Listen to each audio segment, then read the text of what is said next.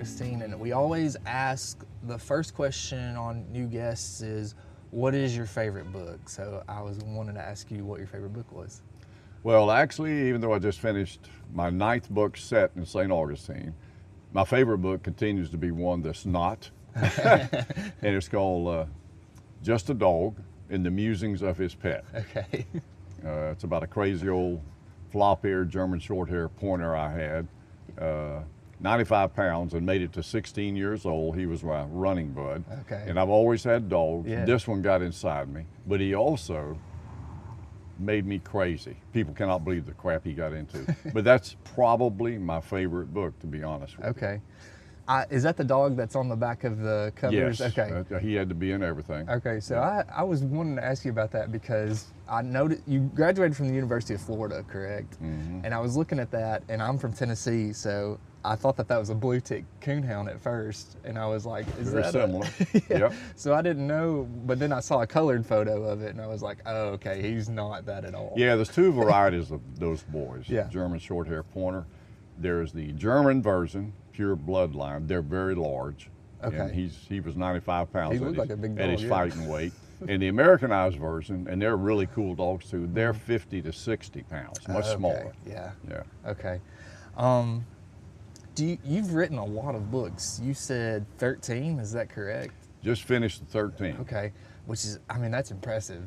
Do you have an author that maybe that inspires you or that you pull from or influences your work, I guess is what I'm trying to say. Yeah, it's pretty easy. Pat Conroy, Okay, Harlan Coben, okay, and probably Nelson DeVille. okay. And I read a lot Yeah, of others, but yeah, that's probably my top 3. Matter of fact, I'm reading, Pat Conroy died, as you know, a few years ago, too young, 70 years old, and I had an opportunity to hobnob with him one night while I was selected for the Much Ado About Books in Jacksonville when they had the big event every year, an entire weekend event, and they always had a big time author to give the speech on Saturday night, and then we all went to some rich folks' houses. It looked like a hotel on the Ortega River, and cool. ate and drank and hobnobbed. He's just delightful. Yeah. He is the real McCoy. He is exactly what you see. that's cool. So you've gotten to meet one of your favorite authors. Well, and actually more. James Patterson Oh, at one of okay. those shindigs. That is cool. And it's humbling. Yeah. It's humbling. It's kind of been an inside joke for us on the podcast because we had, I don't know if you've read any of Charles Frazier's stuff, like Cold Mountain and things like that. Yeah. We read a couple of his books and then we thought, well, we're going to shoot for the stars and see if he'll be on our podcast. And we emailed his team, and his wife actually emailed us back, and we were like getting excited and things were setting up, and then it kind of like fell off the face of the earth. No. And so we've made a joke about like, well, we're going to get Charles Frazier one day, but you've gotten to meet your Charles Frazier, so that's kind of cool. Yeah. Yeah, some of the book things. I've kind of toned down a whole lot of those things. I used to do a lot of the large book festivals where they would have name authors. Flagler hosted Cool. quite a large one for 3 or 4 years. And we had fantastic authors here, and you had to give workshops, and then you did signings. And I got to hobnob with and actually sit at the table with signing. That was humbling too, Yeah. because they were pumping them out, and I was doing one every now and then. Yeah. Yeah. So we are, I failed to mention that, on the campus of Flagler right now, and you and I talked off microphone about there seems to be kind of a large community of local authors. I was wondering if that was because of the college, but I mentioned to you, we have a university in our town that is larger than Flagler, but we don't really have such a large community of authors. I didn't know what you thought the reasoning behind that was. No, I really don't think Flagler College has a lot to do with that, although it doesn't hurt. We have, number one, a lot of locals that are either from here, left, came back, like myself, or they transplanted here.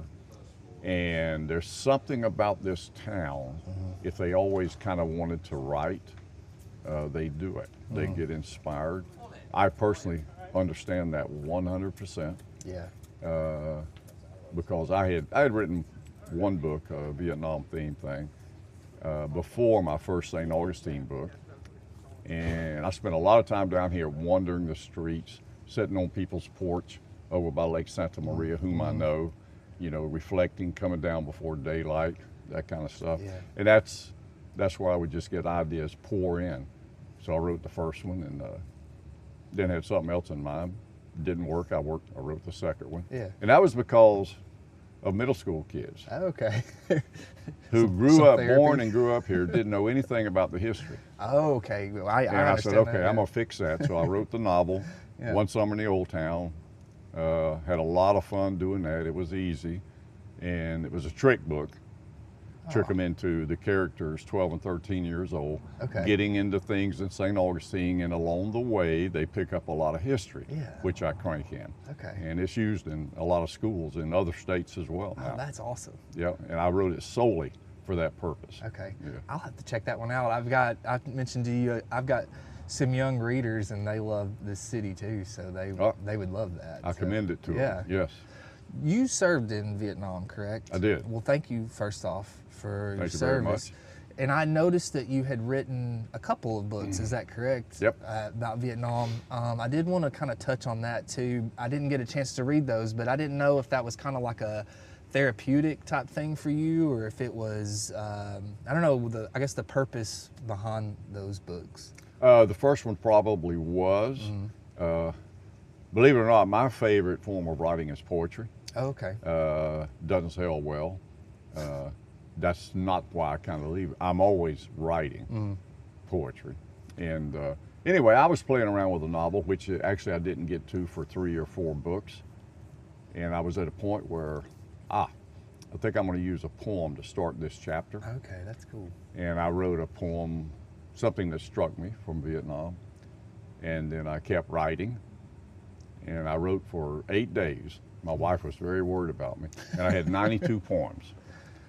Yeah. And they sat around. And then my youngest son, who's in Seattle, who graduated from Flagler, is an accomplished artist. Used to be, he has no time anymore. And unbeknownst to me, he married up shadowy sketches with the poems. Oh, And broke them into sections. okay. And published it. So, and yet actually, that is, I'm delighted with that book. There are a lot of places that get them by the half box, including VA clinics, and VFWs, American Legions, patriotic groups. And nothing gives me more pleasure than signing and giving one to vets if they're real vets. Yeah. When I run into them at signings, I always keep some with me. So Yeah. that was the first one. That's cool. I'll have to check those out. I like I said, I didn't know that you had written that until I was looking at the back of the vessel and seeing kind of your baseball card there, you know, of all the books you've There you written. go. So yeah. Yeah, the second Vietnam thing is short stories. It's called Illumination Rounds. It actually, the year it was, I wrote it with my good friend Peter Guenta, who was the St. Augustine senior writer, had been an AP stringer, deployed everywhere overseas, covering stories and everything. And we became very good friends. But I didn't know him when he approached me here at Flagler. Oh, okay. I was meeting Dr. Renault, I think, for something. Anyway, and he said, what do you think about doing a book together, short stories? You do 6, I do 6. Vietnam themed, but not war stories. And he had been a Marine in Vietnam. I myself was a soldier, 11th Armored Cavalry first, then 82nd Airborne. And so we talked, and I said, yeah, you know what, it sounds good, Peter. But you were a Marine? He says, yes. I said, okay, so am I going to have to hold up words? Because I know you can't read. And that's the way we started out, became very close friends. Yeah. Well, that's awesome. That is great. So the 2 books we're going to talk about, but the one mostly is The Vessel Tinaja, correct?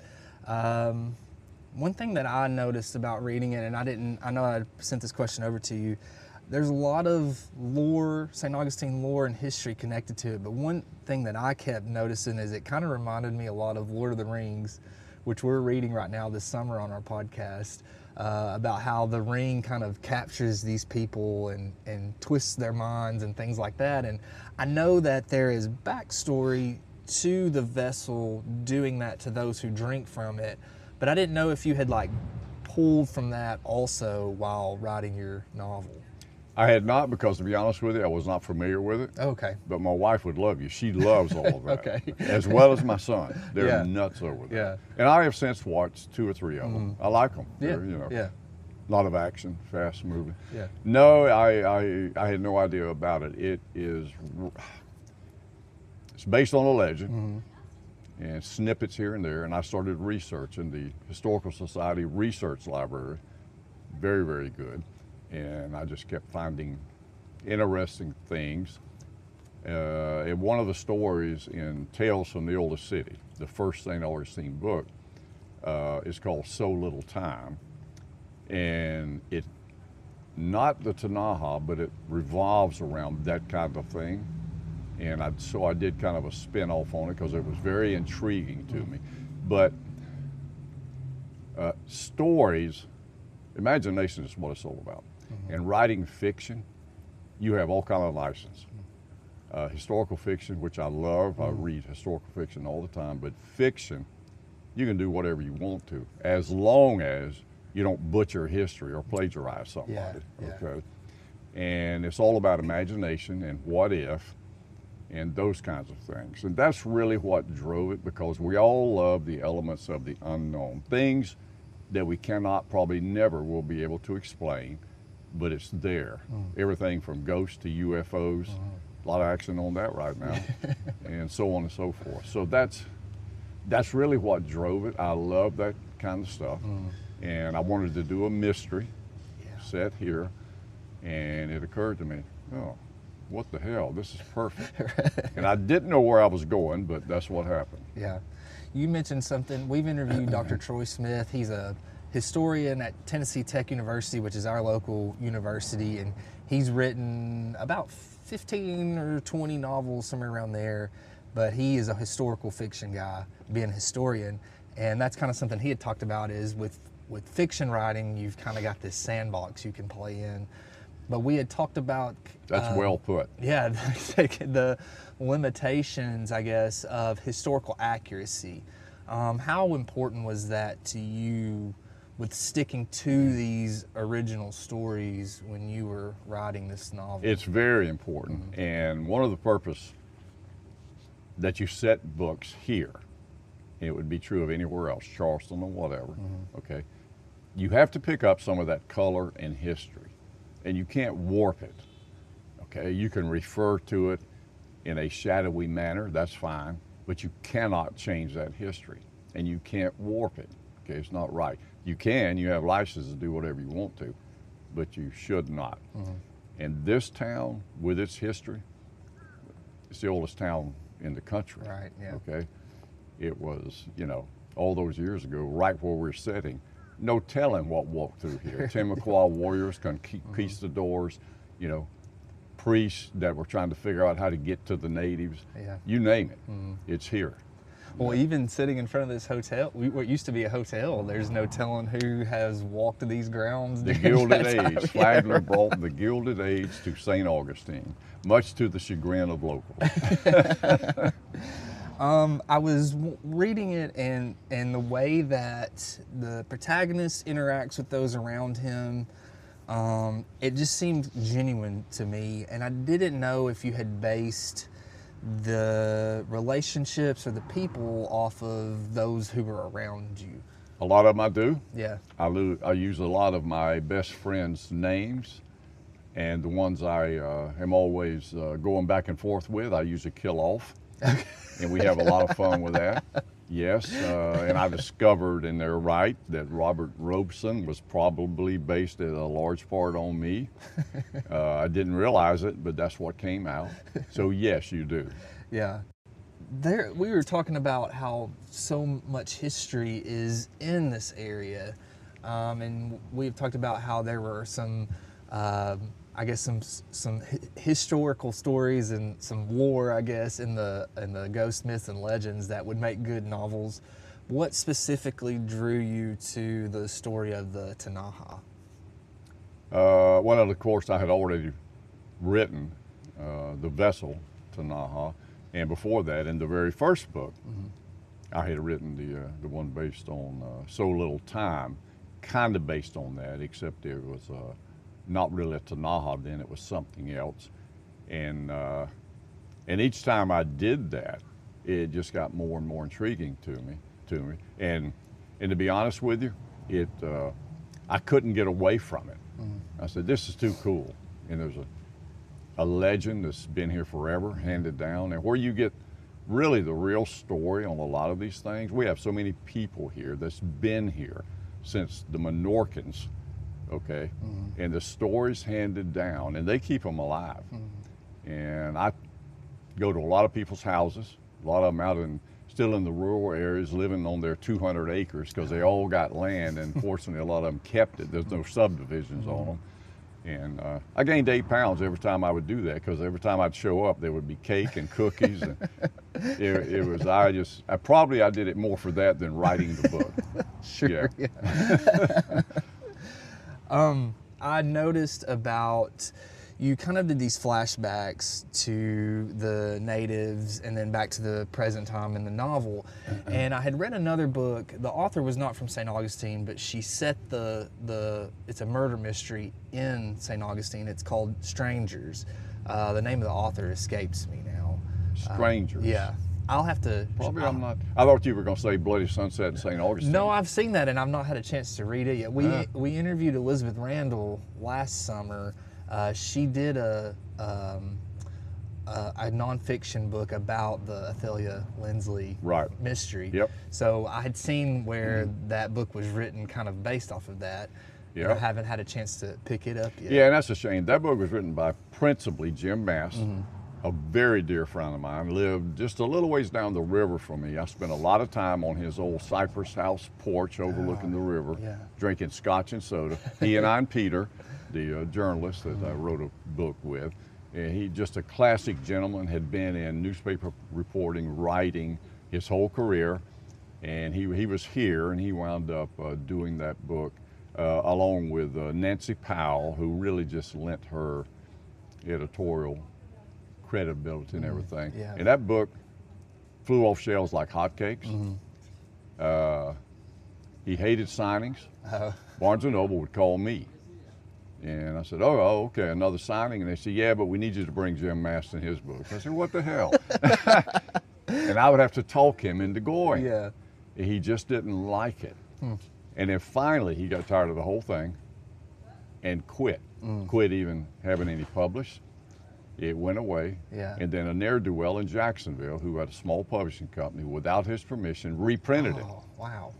And everybody started telling, and it was selling like hotcakes. Everybody was telling him, Jim, you need to do something about this, and he wouldn't. And then one of our lawyer friends said, okay, you know what, you're not, but I am. Yeah. Okay, I can do that. Yeah. And he stopped it. So they've been out of print. And the first edition books sell for 60, 70, 80 bucks online. Yeah. You need to read it. It'll Yeah, give I you would some love to, insight into local color. Okay. Okay, and particularly in that era. All right, because, well, I was going to say something about the trial, but I probably better not. Well, so you're originally from St. Augustine, correct? Between here and St. Augustine, wound up at St. Augustine. I was actually born 80 miles west on a farm in Live Oak, Florida. Okay, okay. And my dad got tired of working his ass off for nothing when I was maybe 9. We came here. Okay. And we lived here a while. Then I was sent to Jacksonville for schools. Okay. And then came back here. And then left again when I was 22, compliments of Uncle Sam. And didn't get back until 28 years ago. Okay. And my wife's from the area too, so we finally, Okay. we lived in a lot of real cool places all over the world, but it never occurred to us to settle anywhere else but back here. Yeah. Ever. That's awesome. So, yep. I didn't know, that was something we talked to Elizabeth about, but she's not originally from St. Augustine, was just how much the city has changed since Athalia Lindsley's murder. And then that was a question I had for you. Your book was published in 2002, correct? And so... Yeah, I can't believe it, because I just finished the sequel. Oh, really? Okay. It's done. I just right. got to get somebody to put it all together. There we go, some insider info Yeah. for us. I just didn't know how much things had changed Because I mean, I told you we've been coming here for nearly a decade now, and we've noticed this year everything's under construction. It seems like the Sevilla Street just over here looks like repaved. I just didn't know how much things had changed since that time period, and then the time period that your book was set. Right downtown, the old town, it hadn't changed, Okay. other than trying to keep up with these old streets, Okay, right, yeah. the sewer systems, storms where it floods streets. Yeah. They are always doing something, trying to stay on top of that. There's only so much you can do. We don't have enough streets. We don't have streets that are big enough down here, and guess what? They can't do anything about it. Right. This is it, contained. Yeah. That hadn't changed, in my opinion. Now, the people who live downtown, a lot of the older families are dying out, and there are some, transplants that have bought some of those, but they're really staying true to the flavor. And actually, the city kind of keeps them true to the flavor. If they renovate an old house in Lincolnville, you can only do certain things. So it hadn't changed. Outside of the city, massive changes. I live out on the river. Okay. And when we first came back, it was potato fields and sod fields. You had to come all the way to St. Augustine and go to a grocery store. Oh, okay. And now, within 6 miles of our house, there's anything you want. It's a massive change. Lots and lots and lots of people have come here. Sometimes for the good, but sometimes for the worse Yeah, as well. maybe. Yeah. It evens out except for the traffic. The traffic is horrendous. Yeah. Well, in the novel that I was speaking about with Strangers, she kind of had a similar thing where the protagonist had come across, they're renovating a house. They're doing an archaeological dig at a house on the Matanzas is where it's set. And she comes across this journal in an attic, and we have these flashbacks back to Native Americans and then back to the present. And I noticed, you had done that as well, and before she had done I need to read hers, that book. I didn't realize that was a genre. I have seen it in Visitor Information Center. They have you've been in their book room. Yeah. They have almost like a library on okay. St. Augustine in Florida, only those books. Okay. I have my own shelf. I'm proud to announce. There you go. Yeah. But there is payback. When Tom calls and said, "Can you do a signing?" I say, "Yes, I can. Keep my shelf." Yeah. But I have seen the book many times. Yeah. And people have talked about it, but I haven't read it. Okay. I didn't realize that was kind of what it was about. I need to do that. Yeah, it's pretty good. I feel like it's a little predictable, especially if you're into, which sounds like you are, murder mysteries. I think those of us who read those, we kind of learn how to track through stuff. Do you know what I'm saying? And so I think it's a little predictable. But I didn't know, though, you've talked a lot about the historical importance. And we've talked about how historic this city is, but I didn't know how important it was to make sure that you're including the Menorcans and the missionaries and all of those things. Because like I said, it seems like she had kind of done something similar, and I just didn't know how important that was to you as an author to make sure to include that. It's very important, and you no doubt noticed it in the vessel, where you can slip in that history and where you can slip in context of that history. To me, it's super important. And all of the books set here, whatever the book is set in St. Augustine, you will get a lot of St. Augustine, and that's by intent. Yeah. Sometimes probably would have done better to go a different way, and I knew that, but I choose not to, because that's super important to me. And same thing with the sequel. It's and I just can't depart from that. The only thing I departed from in that, I decided in this book, kind of a Pat Conroy-ish thing, to have a really good work of fiction. You don't need to kill a bunch of folks. You don't need torrid sex. Right. Although that's fine with me. And you don't need all that crap, because all of those are so predictable. That's what, like all the big authors, that it's the same repetitive thing over and over. Okay, kick ass, take names, kill a few people, and by the way, here's a red bedroom scene. I said, okay, ain't gonna be none of this. This is gonna be a story. Yeah. And if it stands, it stands. If it don't, it don't. So Yeah. that's kind of the way that went. Cool. Well, I noticed for me when I read it, it felt like there was a tone shift when we did go back to the historical parts, the flashbacks. I don't know. It felt like it had more of like an epic, like a very reflective. You know what? I can understand that. Okay. Because when I do that, Yeah. my mind leaves the story Yeah. I'm working on. Yeah. And all those things that I've researched and read and kind of growing up here, they flood back in and Yeah. it takes over. Yeah. I've been told that before, yes. I really enjoyed those parts, and I enjoyed the whole novel. But one reason I wanted to read it was because I've told you, we love this place, and you get a chance to read a story and go back to these places where they're set, And so when the flashbacks were happening, I thought that I would be kind of like.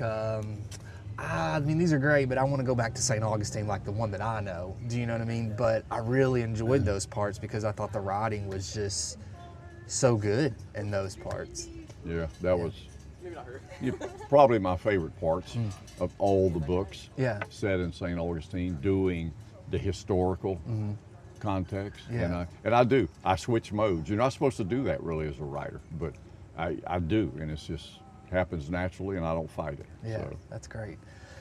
In Tinaja, we've talked about how it's set, or it's based off of a historical legend, which I thought was really cool because we have the professor, the archeologist, who snuck with the vessel, and I read in your other book that is actually what happened, and then he mysteriously seems like he pops up many years later. Yep. And I didn't know if you thought that was true or not. Well, it's all about immortality. He Yeah. popped up when he couldn't have possibly been that old, as did others, starting with the Timucuan chief of the Timucuan tribe, who lived, as they said, many lifetimes. But with that came a little bit of corruption. They got kind of mean and kind of like politicians. They want to power mad Right. and everything. But yeah, that is it true? I think there are, as with many things handed down for many years, I think there are elements of it that are definitely true. Immortality, probably not. Yeah. My logical mind tells me no. Right, yeah. But a lot of the other things, the characteristics people portrayed who drank from the vessel, and in the sequel there, and I have to, my son is co-authoring this book with me. Oh, that's awesome. He's a much better writer than I. Okay. And he has such an imagination. Yeah. Okay. He unfortunately doesn't have a lot of time. We've been dinking with this for a long time. It was his idea because I was kind of in a place where, maybe I'll finish it, maybe I won't. And an email from him, quite lengthy. He said, I just had an epiphany. The vessel doesn't come back. There's a second vessel. Oh, okay. And when they're in proximity, things happen. Oh, okay. And that was the first thing I liked. The second thing I liked was, and the protagonist is a woman, the daughter of Robert Robeson, who is now a history professor at Flagler. Okay. And I like that Yeah, I like because who that. buys books? Well, Women. women do, yeah. You and I and women, okay? And I don't say that in a condescending manner. Sure, yeah. But men just don't read Which is a shame. anywhere It's a near as shame, much yeah. as ladies. I Yeah. do at all my book signings. 80% of the people that get books are ladies. Well, Yeah. the majority of my students, the ones who bring books with them to class are girls, and that's something that we've tried to do is I put up on the board what I'm reading, and I try to incorporate the things that I've read into that to show them, like, hey guys, it's okay to read. Like, it's cool for us Yeah. to read too, Yeah. Big question for you. This just popped in my head. If you found the vessel, would you drink from it? Oh, at this point, probably not. I think I'd be afraid to. Yeah. Haven't ever been afraid of many things in my life out of necessity, but no, I don't think I would. Yeah. I don't think I would. There was, that kept coming up a lot in the story, which I think was really an interesting thing to think about is I think a lot of people think about like longevity, immortality. I think you're seeing now more and more these these tech billionaires who have the money to kind of, they're trying to extend their lives as far as they can. Cryogenics and everything. Yeah, crazy things. It is. But then, you kind of talked about how, okay, you have the opportunity with the vessel to have immortality, but at the same time, you're outliving everyone you know, and you're seeing all your family and friends die, and what is there to do for you? And Yes. you can't be the weird guy in town. And you saw some of that in Stewart. Right, yeah. Fuller, Yeah. Stewart, all of them. Yeah. Yeah. It's just an interesting thing to think about, is how, we hope for things, but sometimes those things that we hope for may not always turn out, how we would want them. So you just confessed that there's probably something to that old saying, be careful what you wish for. Yeah, I really enjoyed the thinking behind that, because, who amongst us hasn't ever thought, I wish I had more time. I told you have kids and I have kids, and who of us has thought, like, I wish we could have more time to see them grow up, or to stay here and enjoy life and things like that. But I don't know, you just really need to make the most of what you're given. Yeah, you really do. Yeah. That was actually the theme of my famous speech at both my sons' weddings, that don't get preoccupied with the end result of where you want to go. Right. Get preoccupied with the journey, because that's what it's all about. Yeah. Simple. It's said so many times in so many ways. It's really that simple. You just have to buy into it. Yeah. Well, and our protagonist has kind of that thought process too of, I could drink from this vessel, but what am I guess, sacrificing if I do drink from this vessel? And so you're going to love the sequel, because Claire fights through that. Okay. The daughter. Yeah. Right, yeah. The big decisions to make. Yeah. You need to read, I know you said you've watched the films, Lord of the Rings, but you need to read the novels as well. They're fantastic, but also this temptation and desire for this power is always there, and it seems like the vessel, the Tinaja. I like them. Yeah. My favorite character, I named a cat after him, Smeagol's. Oh, perfect. And actually, Smeagol's is just like him. She cannot be trusted. You go to pet her and she'll grab your butt.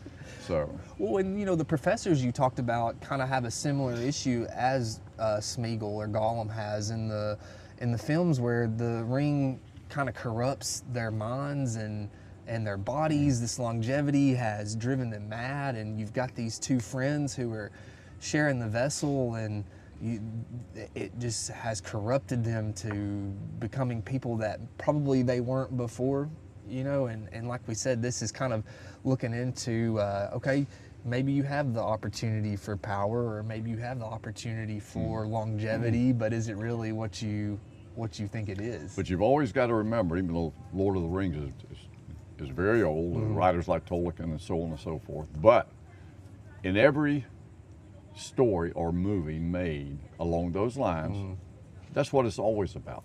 There's something unique, impossible to believe, and you've got to have it. Yeah. You want that power. Whatever it does, you want it. Think about it. Raiders of the Lost Ark, I don't care what it is. Right, yeah. Okay? Yeah. That's what it's all about, which is wonderful, because that's where you turn the key and release your imagination and just let it go wherever you like. Yeah. That's what my son is fantastic at that. Probably because he's a big Lord of the Rings and such fan, always has been. He's written since he was a wee lad. Oh, that's awesome. Yeah. Yeah. Yeah. Well, it's kind of a part of the human experience, right? Like, I think we would be wrong in saying that none of us have thought about these things, like maybe the temptation for power, or like we said, longevity, or wealth, maybe even if that's through corrupt means, I'd say we've all thought about this. If anybody tells you they haven't thought about it, they're lying. Right. Which is what makes this a great book to read, is because, like I said, that's what makes literature worth reading, is we take this mirror and we have to examine ourselves with it, and your story does that. We have to look and say, okay, well, what would I do if I had come across Tinaja? Would I drink from that or not? Yeah. Yeah. And where it differs in the sequel, I don't know why I keep getting to that, probably because it's currently there. Sure, yeah. Where it's a little different is you don't understand what the power is doing, so you don't think about it. Okay, it's in Tinaja, the question asked was, what would you give for immortality? If you could drink out of something, would you do it for immortality? The relic, which is the name of the sequel, is a bigger question. What would you do to have the memories of everybody that came before you? That infinite knowledge, almost. Yes. Yeah. So there you go. Yeah. That is awesome. You talked about writing it as a mystery, and you read mysteries, and I love reading mysteries. My alter ego is actually named Perry Haston. My last name's Haston, so not Perry Mason, but Perry Haston. But how did you go about writing the mystery? Because I mentioned Dr. Smith before, and he's written a mystery novel, and he talked about how you this is the solution I want, and we're going to go backwards from that. And I didn't know kind of your process in creating a mystery with this. No, I can safely say, particularly in all of my novels, most of the short stories, and I have whatever it is, 3 books of short stories, I guess. That's kind of in my mind, because a lot of times I don't know where it's going, but it never drives everything before that. What drives everything before that is whatever direction it takes me. And with the St. Augustine books, in many cases, it sometimes takes me in a little different direction because of the history. I will be including some snippet of history, and in reading some things and researching, something else pops up, and I said, okay, I need to go there. So I get sidetracked. Yeah. So, but the end, no, I don't say this is where I want to go. That is a good method if you're going to write a story. Okay, here's where I'd like to be generally. You can't be specific. And then you kind of work toward that way, as long as you don't force yourself.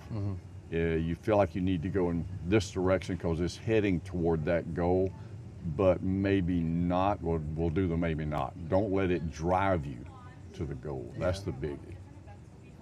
So, I mean, we kind of keep coming back to this, but do you think that a book could be set in St. Augustine? I mean, the historical aspect's always going to be there, but without diving so deeply into that historical aspect. Oh, absolutely. Okay. Absolutely. And movies galore. Just spin off of the history and then put your blinders on and just do the story.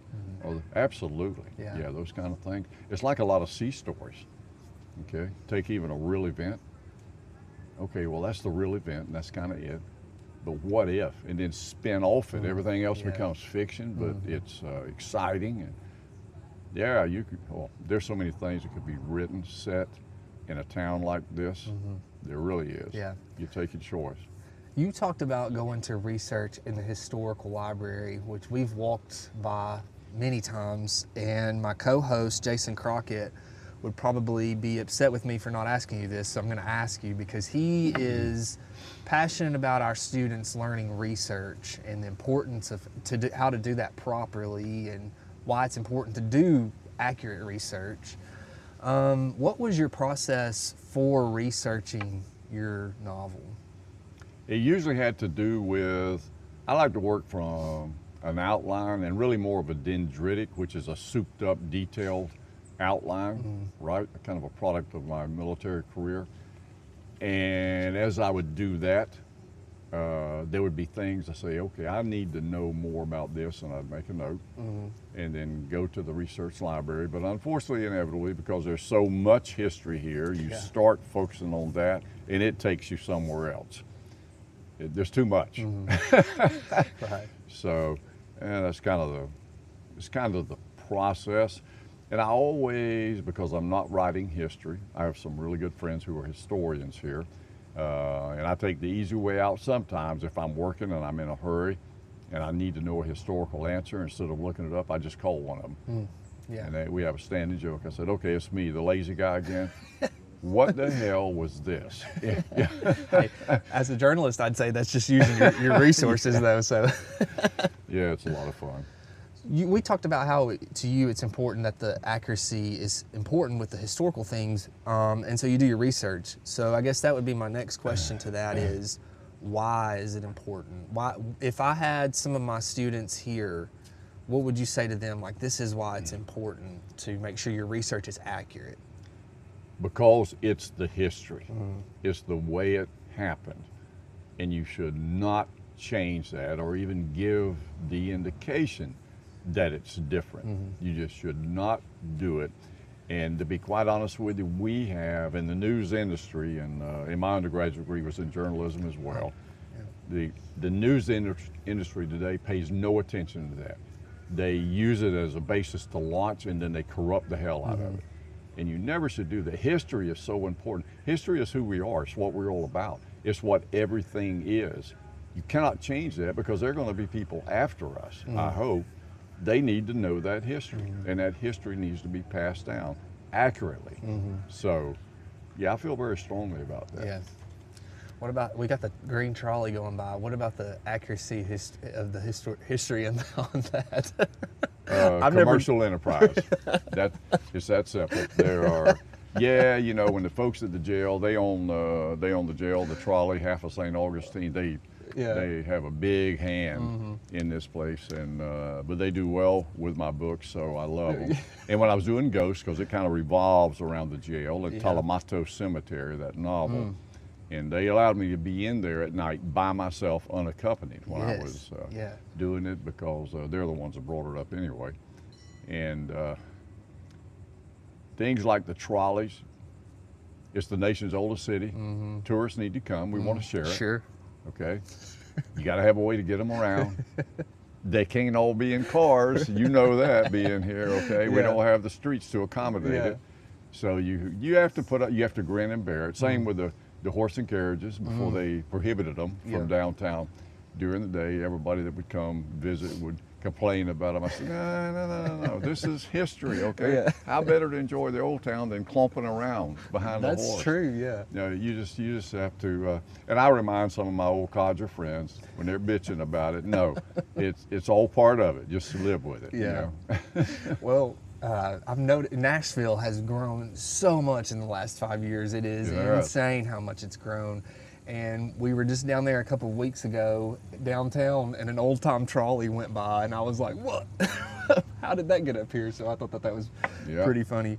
But you had mentioned, to kind of segue over, the old jail story.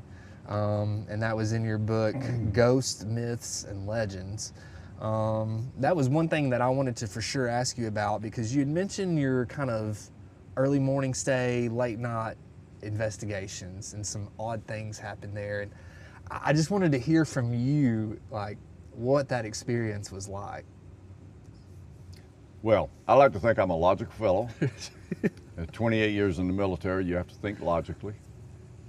So I pride myself for, okay, don't start imagining crap.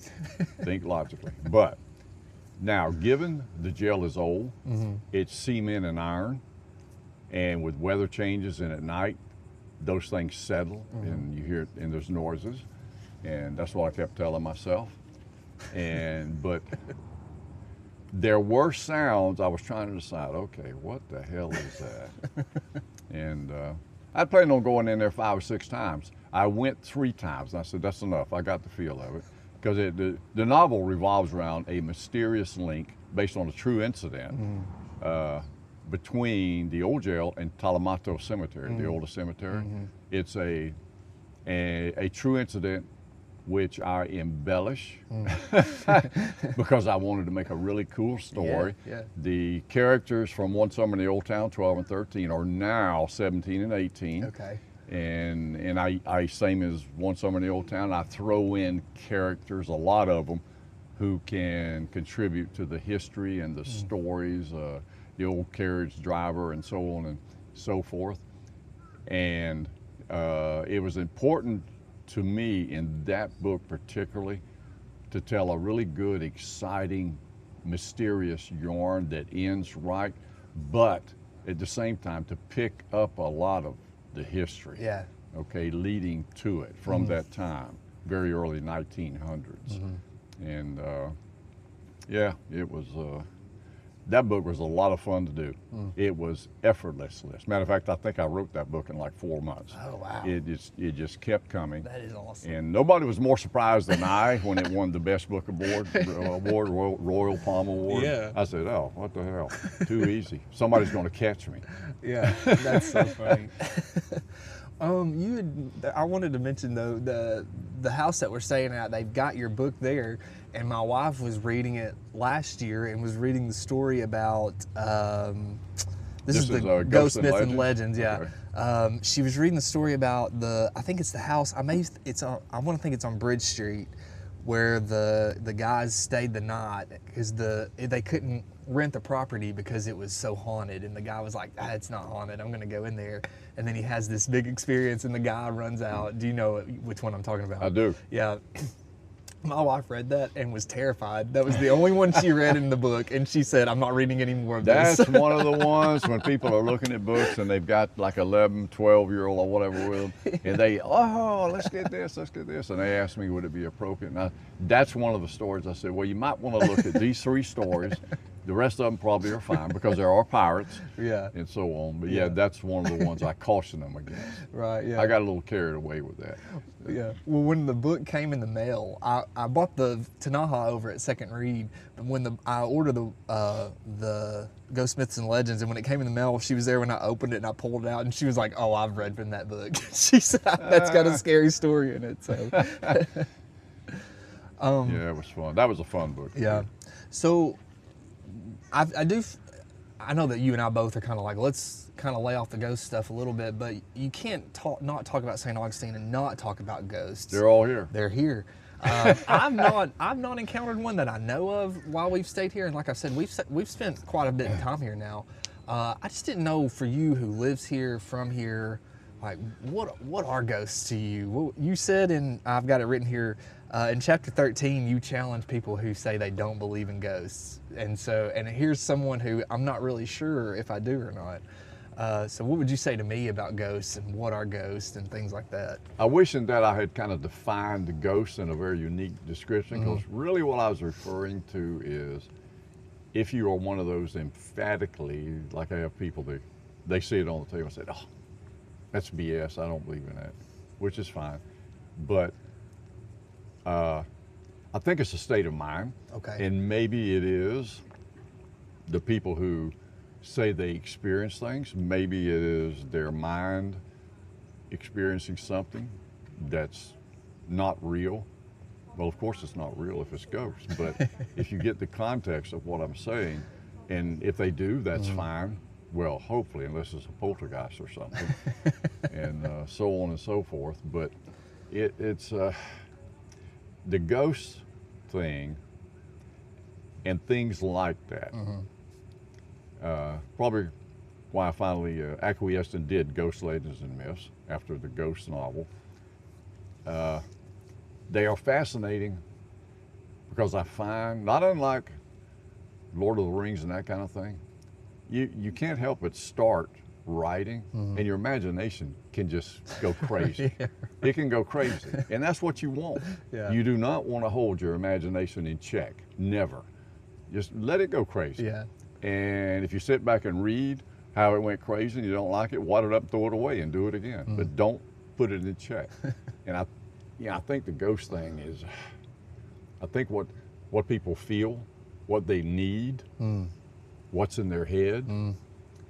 I think all of those things go into it.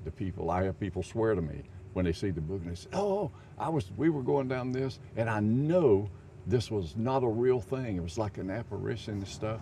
And I feed that. They obviously needed that, because inevitably, in some cases, it will remind them of something that they hadn't thought about in years. Yeah. So it can be cathartic in a way. Yeah. And the people that just poo-poo it outright, they don't really understand what I call in my mind the ghost concept. Ghosts are not ghosts. It's a concept. Okay. Yeah, that's interesting. I got asked the question because I was talking to one of my friends about your book when I was reading it a couple weeks ago, and they were kind of asking me what I thought about ghosts, and I was like, I don't really know. I think that maybe there's something going on, but maybe not. I don't know. And their answer or question to me was, well, what even is the point of ghosts? I was like, I don't know the answer to that question. Well, the ghost person in this town to me is Karen Harvey. Okay. Have you read any of her books? I haven't, no. She is an old dear friend, and she has, oh my goodness, several ghost books, Hauntings of St. Augustine, things like that. And her recent one, it's been a year or two ago, is the history behind the ghost. And see, that's what's really good. And she can do that because she's also done some historical stuff. But if you look through some of her books, she offers much better than I could kind of explanations here and there why ghosts so intrigue people, believers and non-believers. Because even the truth is, just like UFOs, even non-believers, now that's BS. Nah, not 100%. Yeah. It's somewhere in there. If they don't say it out loud, they're wondering, I don't know, that's, how could that happen? Yeah. There are some things happen you simply can't explain. That's true. Throughout the ages here. Yeah, they're documented. You know, too many witnesses. Yeah. So, yeah. Someone who has been living for 300 years because they've been drinking from a vessel. Well, you know what, St. Augustine, this town, it's like there's a perimeter around this downtown area. And outside is the real world. Yeah, I agree with you. Yeah. Come down at 4:30 or 5 o'clock in the morning, nothing's moving. It's quiet, and step inside that perimeter into the old town, and you will hear the clanking of swords from conquistadors, horses clopping on the thing, the chanting of Timucuan warriors on the riverbank. You will hear all manner of things because in all of that history, all of those secrets are still here in the walls, in the floorboards of old buildings. It's here. Yeah. You just got to look for it. And that's what makes it such a special place. You know, it's like you said, within this area, I've always felt like it's kind of its own special little place. It's not like anywhere else. So, yeah. And you going to Flagler, however that happened, I tell Flagler College kids when I meet them at book signings and stuff, I said, you're a lucky person. Your parents did a good job, or you made a good choice. I don't know what it was, but you could not have done better. Well, not only is it a good institution, but what a place to go to college. Oh gosh, yeah. I know. If I had known this was here when I was a teenager, I probably would have ended up coming to school here. So there you go. Yeah. I know you've got to go. I want to ask you one more question though, which is really an important one for me. You said 13 novels, which I think is so impressive. I'm always impressed with people who can really just get after it when they're writing. I just didn't know what your writing process was, because I know you talked about an outline. I like to outline things. I know my co-host and I, we've talked about on the show a lot. We've kind of tried to write, and sometimes it's hard to stick to writing, like especially something fictionalized for some reason for me.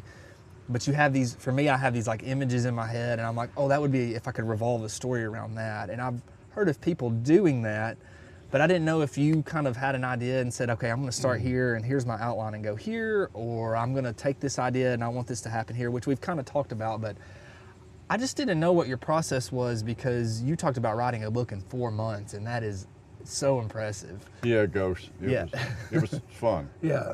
Which you said has won awards also. And we've talked about how Zora Neale Hurston wrote Their Eyes Were Watching God in 6 weeks. I know. And it's just so impressive. So what is your process when you sit down to write? Like, how do you go about doing that? So when I did writing workshops for both First Coast Technical College as well as the junior college down the road, and others for large writing groups, when I would come in, whatever the time frame was, I would write on the board or use a grease pencil on the thing, or I'd have a slide, whatever era we were in as time progressed. 2 things. Number 1, don't do as I do as I say. And then number 2, underline 3 times, just write. Okay? Always the first question in the first session for somebody is, do you write every day, 300 words, 500 words? And that's kind of a rule for writers, except for me. I write when it strikes me. And that can be sometimes months in between. notwithstanding little snippets and poems. I write poems. I have a foot locker full of poems about everything in the world. But the process, and what I used to tell them in writing workshops, the process is whatever works for you. And we go into all the different kinds of processes. To start, you have to understand what you're doing. If you actually have an objective in mind for a story, then make notes, make an outline, and then just kind of start writing, because it's okay to change things and it's okay to throw pages out, okay, but you've got to be writing. If you don't really have anything, then just start writing and see where it takes you. And I've really found, and I've had people report to me, that I didn't have anything in my mind, so I just started writing, and the next thing I knew, I had 15 pages, you know. And so the process, the old cliche, whatever works for you, but experiment with all of them. There's all kind of good books on the art of writing, writing short stories, how to write a novel. Everybody's got a book, and that's particularly true today. Half the people that show up at my signing table, oh yeah, I've been thinking about writing a book, so I try to, you know, throw out stuff. But the process is whatever works for a person, and it will come to them if they start playing with it. I just particularly like outlines. Sounds like you do too. Oh, I do. I love lists. It forces you to be concise and to take chances, and you go, then draw a line, go, you know. So. My mind is so scatterbrained too. I love outlines because I can see like a linear process, and it helps me to stick to that. I love asking that question, especially the authors, because that's something I always stress to my students when we're writing is everyone's process is different. It's hard to teach a process because your process is kind of tailor-made to you as a person. And we talk to all these different authors, and they're nice enough to sit down and tell us their process. And every time I think that I've heard all the processes, I hear of a new one, and it's kind of like, well, I never even thought about that before. Well, I'm lucky, and authors here are lucky because 9 of my now 13 soon-to-be books are set here, and there's a reason for that. There's a reason for that. Why would you set it anywhere else? I mean, what the hell? You know, there's just too much to draw from, literally. From the very beginnings to even modern times. That's kind of fun sometimes. So well, I appreciate it. It's a great place, and you've been a great person to talk to, and I've enjoyed it. And thanks for taking the time to do this. Well, I appreciate the invite, and I will say you did a fantastic job. Oh, wow. I was suspect, just voiced out of the blue. I'm impressed. Thank you.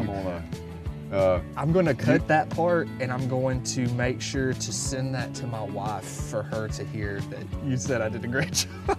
There you go. I think you should. Yeah.